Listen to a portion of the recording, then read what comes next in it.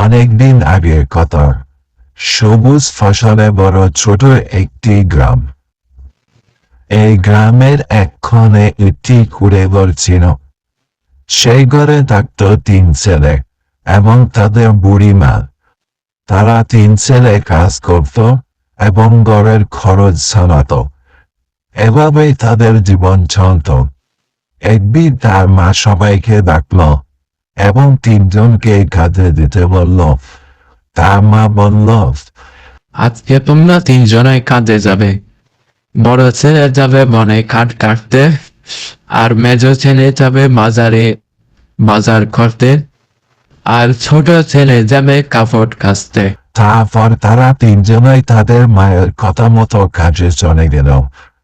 ছোট ছেলে কুড়াল নিয়ে বনে কাঠ কাটতে গেল, আর মেজ ছেলে বাজারের ব্যাগ নিয়ে বাজার করতে চলে গেল। আর ছোট ছেলে কাপড়ের বালতি নিয়ে কাপড় ধুতে চলে গেল। তারা 3 জনের প্রতিদিন এভাবেই কোনো না কোনো কাজ করত। কোনো সময় তারা বসে থাকত না। এভাবেই চলছিল তাদের জীবন।